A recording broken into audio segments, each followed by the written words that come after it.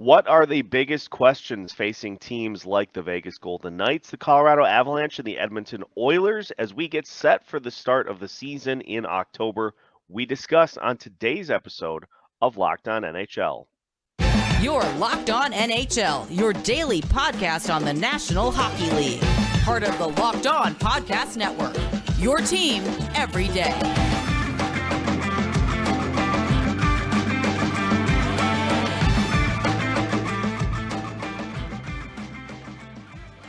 Welcome into a Western Conference Tuesday edition of Locked On NHL, part of the Locked On Podcast Network, your team every day. Thank you for making Locked On NHL your first listen each and every day. On today's episode, we take a look at some of the biggest questions facing teams in the Western Conference as we gear up for the start of the season. My name is Seth Toupal, host of Locked On Wild, joined by my co-host for the Tuesday edition of Locked On NHL, Nick Morgan of Locked On Predators.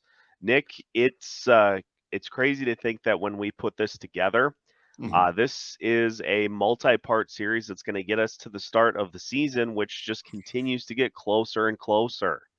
Amen. We had a college football marathon on the TV this weekend, which means preseason hockey is the next big sporting debut to come up. So it feels like it's getting closer, and weather's getting a little bit cooler. So it's soup and hockey season, Seth.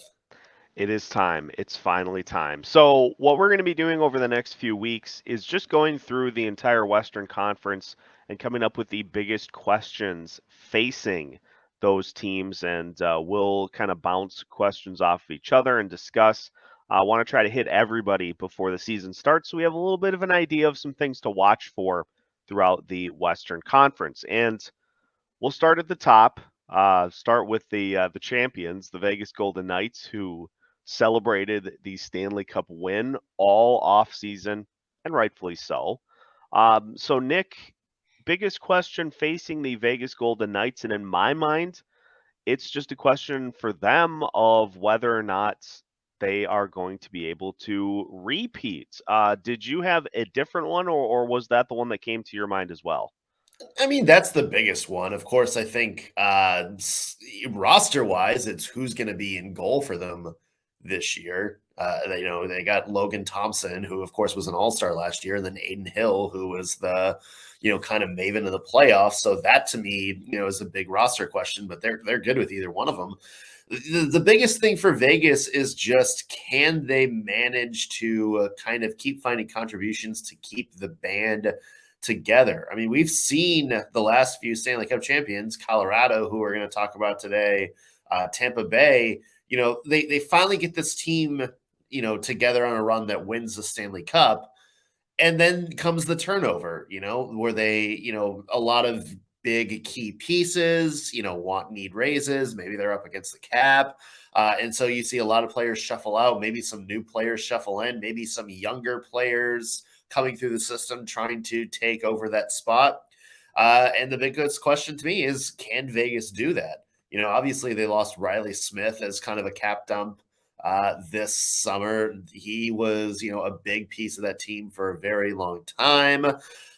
So, what are they going to do to kind of fill those holes? They have some good younger people in the system. We talked about Paul Cotter. That was a guy who was kind of a fan favorite at moments last year because he got a lot of good minutes. Maybe he's ready. He didn't play a lot in the postseason. Maybe he's ready to kind of be that guy, like step into the second and third line and be kind of an everyday contributor. Somebody like Chandler Stevenson, he has been, so good over the past couple of years. He's gotten to an all-star, level F as a guy that a lot of people, kind of were like, oh, that's just, a good depth guy. Can he keep up his growth? Like, can he take that next step, towards being, one of the main guys on the team and do it year in and year out? So for me, the thing with Vegas is, how do you find a way to keep that championship winning caliber of play intact? It's going to be a combination of, obviously keeping guys like Jack Eichel and Mark Stone like healthy. That defense is solid. It's just, can you plug in the gaps over the next few years when some of your key contributors you leave for one reason or another? Yeah, and that's the story with a lot of the good teams throughout the NHL is that the players that you have playing in those third or fourth line roles maybe are wanting a bigger role somewhere else, and so this is where Bruce Cassidy works his magic of trying to work that system, that elite defensive scheme that led to such great results this past season. So that's going to be the big one for them as they try to get back to the Stanley Cup Final for a second straight season. Everybody's going to be coming for them throughout the course of the year. They'll have that target on their backs through the entire season. So it is going to be interesting. I think the Aiden Hill situation is a fascinating one for me. Is can he get to that same level that he was throughout the postseason? Obviously, the team was playing great in front of him, but Hill was no slouch himself. So does he get to that level, or do we see some of the performances that he's had at previous stops like San Jose? That'll be a big question for Vegas as they mount their title defense here this season. So some interesting ones to look at for the Vegas Golden Knights, to say the least. For sure. And the thing with Aiden Hill that I think a lot of people kind of forget, because a lot of people, saw him come in the postseason and get on that run, and it's like, oh, there's another random goalie going on a hot streak again. Aiden Hill was pretty good in the regular season when he came in. I think he wound up playing like 10 games or something like that during the regular season. Let's just actually pull up his stats right here. Okay. So 27 games. Sorry for shorting you, Aiden Hill. But yeah, 16, 7 and 1 record at 915 save percentage. That's not bad, especially for a guy that you kind of had pegged as your, minor league goaltender to start the season. So, maybe that was his audition. Maybe that's his look. Even if I'm not like getting 940 save percentage as I was in the playoffs, even if you're a team like Vegas and you can get like 915 out of Aiden Hill, 915 save percentage, and then Logan Thompson is back to back healthy where he was before he got hurt last year. That's a pretty good goaltending combination. And I think when you have a team like Vegas, and a very good defensive team with a lot of weapons up front, you don't necessarily need to have like, the Andre Vasilevsky, the UC Saros, where, you're just getting like shutout after shutout every night and all these ridiculous saves. You just need goaltending that is, kind of borderline above average. And you just need that kind of as an aggregate. And I think Vegas has a good chance of having that. Yeah, most definitely. The next team that we discussed, the Colorado Avalanche, they've got some question marks in their lineup, to say the least. And so we'll flip to the Avs and look at some of the questions that are facing them as we get set for the start of the season. That is coming up on today's episode of Locked On NHL after this.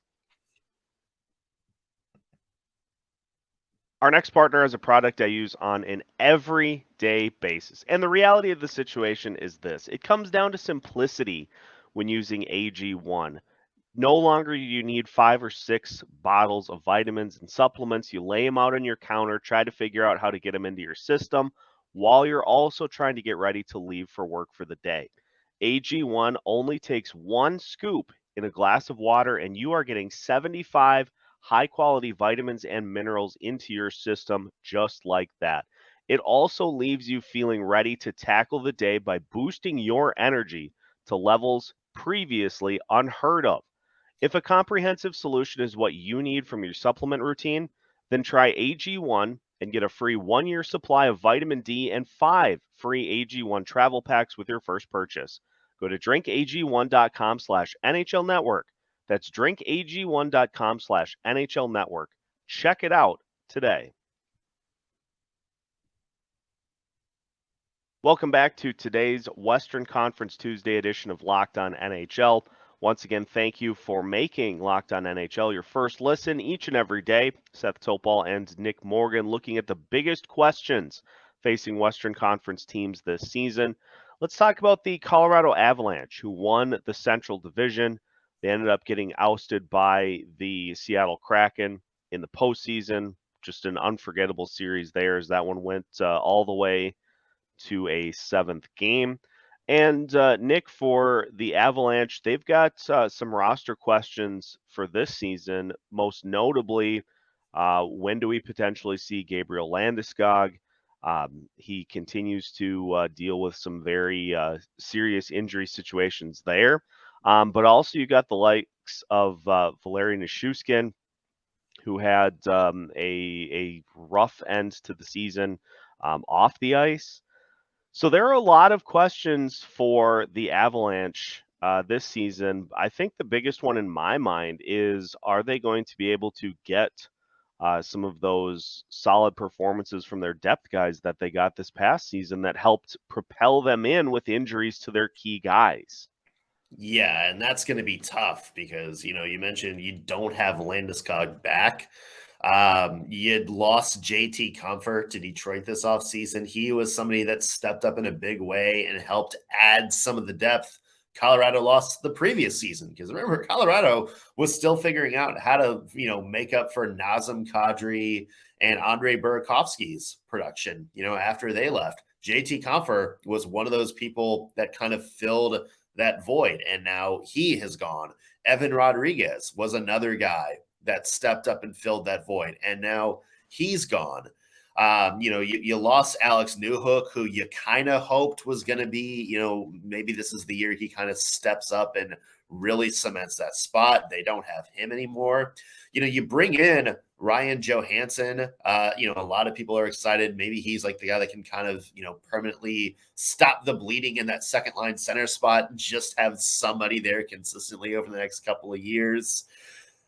As a Nashville Predators follower, that there's big question marks there. Jonathan Drouin coming in, that's obviously, a high, not high risk, but that's kind of like a boom or bust kind of situation there. And then you give big money to Miles Wood. I'm looking at the Seth, and I look at it like, is this team better than last year? Or the even more damning question for Colorado fans is this team even as good as last year? Because I think you can argue Colorado maybe took another step back in terms of depth. Yeah, it's a fair question to ask. I think the one that the Avs are hoping is that they don't have as many missed games from guys like Cale Makar and even from Nathan MacKinnon. If they can get those guys closer to full seasons, then those can be the guys that lead the pack for them as this season unfolds. The other question for me is, we saw a pretty solid season, pretty great season in the net with Georgiev. Is he able to replicate that as well? Because he was relatively unknown coming into Colorado via trade, and he performed fantastically well. Is he that guy, or did he kind of take advantage of a Colorado team that really put some good players in front of him on defense? That's going to be another one heavy on my mind this year in just watching the Avs, as we who cover the Central Division do on quite a regular basis. Yeah, look, Colorado is always going to be Colorado. You got Nathan MacKinnon, one of the best players in the league. You got Cale Makar, one of the best players in the league. You have a pretty good, kind of next tier of players. We talk about Devon Toews being one of those underrated guys in the entire NHL. Bowen Byram, maybe taking another step forward. Sammy Girard on defense. It's just, you look at some of the injury situations and stuff and some of the players they've had to replace. And you're kind of worried, is it going to get to a point where they're just going to kind of have to reshuffle the deck and, obviously not tear everything down and start trading Nathan MacKinnon and stuff like that. But Is there going to be a situation where they're really going to have to take a look at some of their depth guys and shuffle, kind of do something more than just plugging the gaps every single season? Because it kind of seems like that's what they have been doing since they won that Stanley Cup the past two off seasons. It's just trying to kind of plug the gaps in terms of production. They're going to need, some younger long-term solutions. You look at Tampa Bay when they lost their depth. I mean, they had, guys like Braden Point step up and, kind of come from their system and become, a guy to plug in behind like Stamkos and Kucherov. Who on Colorado is going to kind of be that next, 20, 21, 22-year-old guy that steps up and develops into, that next superstar for Colorado? That's going to be the biggest question mark for the Avs in my mind, is who in this system is going to develop into somebody who fills a role long-term, not necessarily plugs a hole for a couple of seasons, but who develops into another long-term piece behind your Cale Makars and Nathan McKinnons. Yeah, most definitely. It is interesting. We go from Colorado, who's looking for some of those players that can be that next wave. Edmonton is looking for everybody right now. And so we'll finish by discussing the Edmonton Oilers as we continue today's episode of Locked On NHL after this.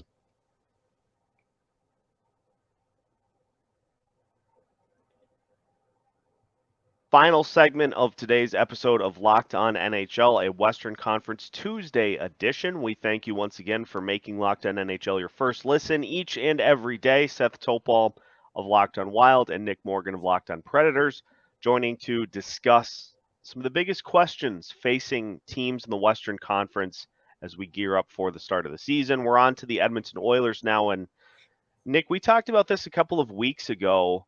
And I don't think it's changed at all, because it's a question that is facing the Oilers every season is this the year that they finally get to where they need to in order to keep Connor McDavid and Leon Draisaitl happy? Do they finally get to the Stanley Cup Final this season? I think it's the big one in my mind. I mean, if they don't this year, what's going on in Edmonton? Look, we've talked about this before. It is red alert levels of pressure in Edmonton right now.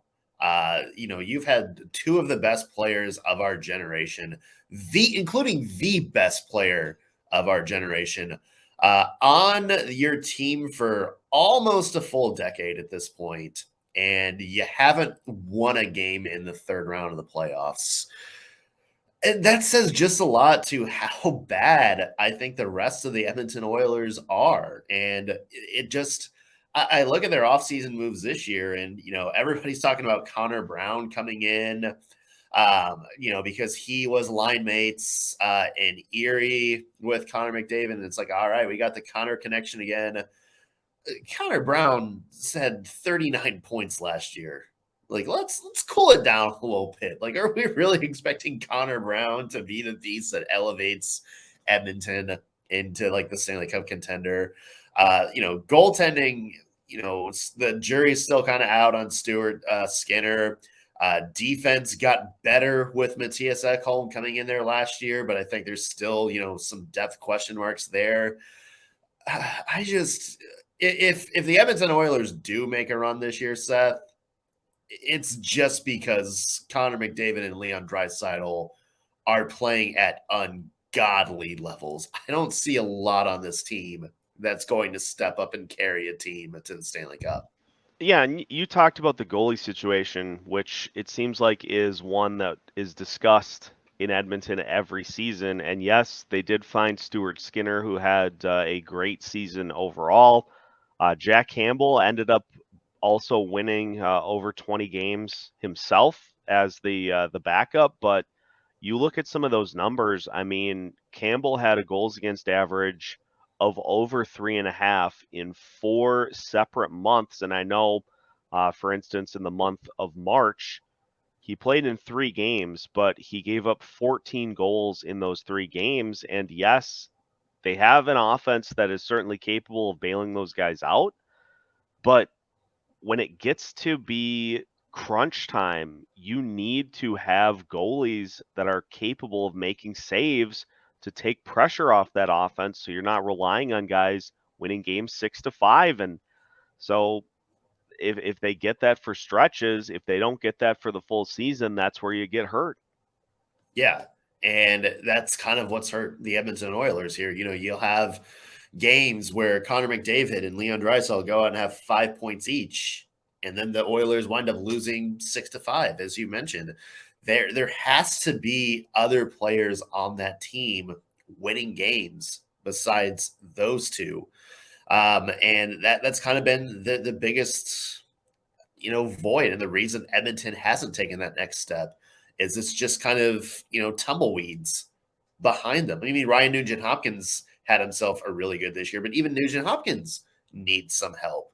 Evander Kane, is he still that same kind of game-changing scorer that we saw in San Jose and Buffalo?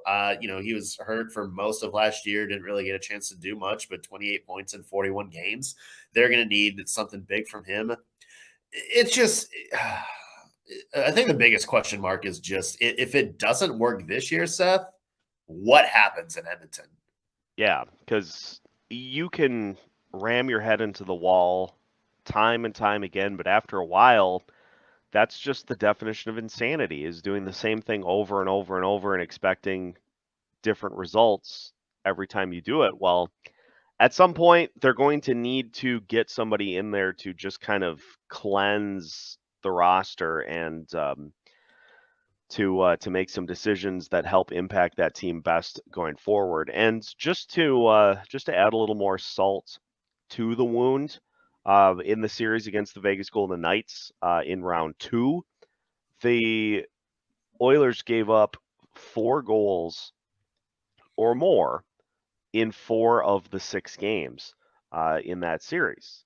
And you can only lose 3 games before it hurts you in a postseason series. And so 4 goals in those 4 games. They did hold the Golden Knights to 1 goal in the other 2, but you got to get that goalie work that limits the other team and allows you opportunities to try to take the lead yourself. And they just did not get that in the postseason.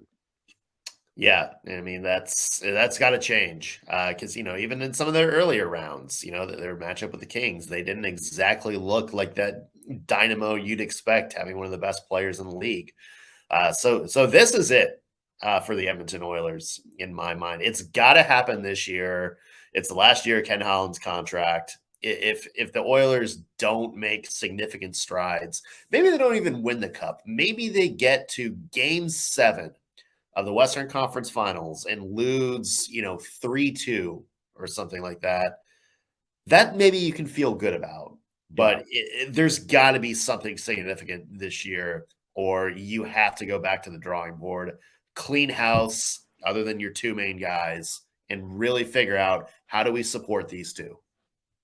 I think the way you put it when we discussed it last was that they need to push the Western Conference Finals to the brink at the least. And I think that's chef's kiss. I think that is spot on for what Edmonton needs to accomplish this year. So we are going to run through the entirety of the Western Conference with these, just trying to leave you with something to consider as the season gets underway. So we hope you enjoyed today's episode of Locked On NHL. And for more, you can subscribe on YouTube and your favorite podcast platforms. You can also follow us, myself with Locked On Wild and Nick with Locked On Predators, for our thoughts on a couple of the teams in the Western Conference.